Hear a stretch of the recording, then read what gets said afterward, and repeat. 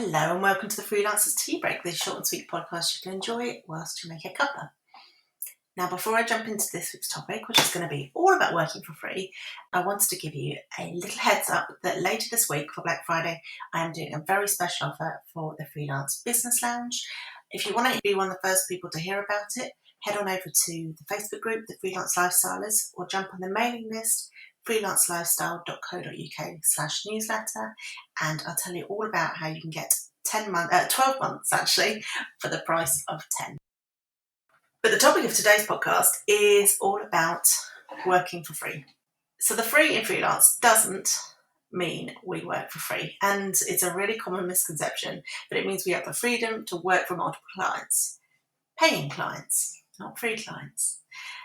I jumped into my Facebook group and I asked what the most common ways are that they got asked to work for free. So here are some of the ones.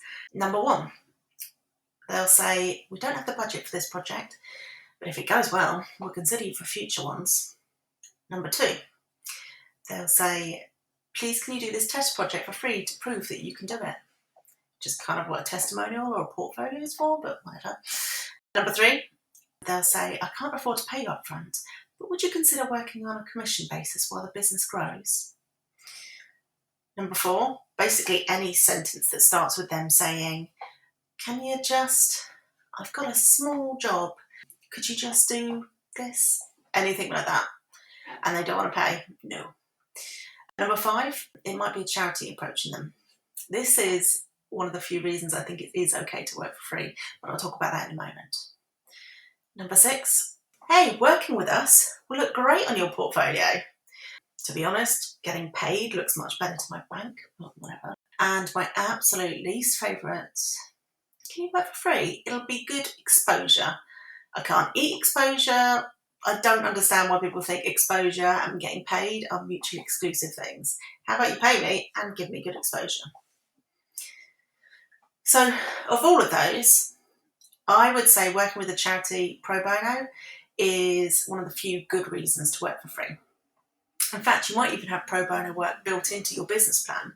So, for example, 10% of the work that you take on this year will be pro bono. Fantastic. If you budgeted around that, that's brilliant.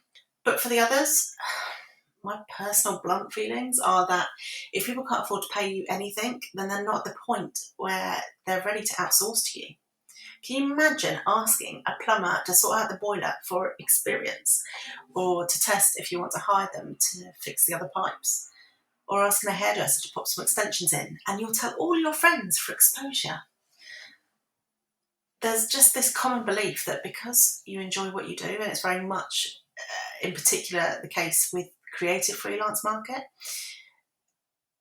just because you enjoy what you do does not mean you're any less deserving of getting paid to do it. It's okay to get paid to do something you love. And not to mention the whole issue around those who can afford to work for free. It means that they get to move up the freelance ladder within certain organisations, which means you get people at the top of the freelance industry who have been able to afford to work for free. And that's really, really challenging in the whole industry. It causes a real class issue as well. But the one thing I want you to take away from this is that people who pay attention.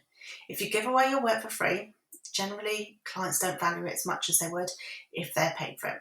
Again, I should say that the charity side of things, that is less the case.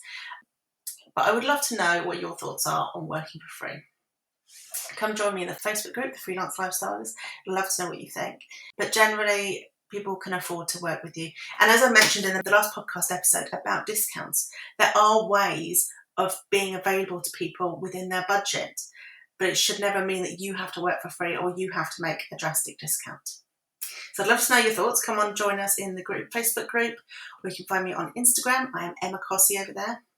Find all the details in the bio below. And again, if you are looking for a good deal on the Freelance Business Lounge, go have a look on my social and you'll find a very special Black Friday offer. I hope you enjoyed this episode. To find out a little bit more about the freelance lifestyle, hop on over to freelancelifestyle.co.uk.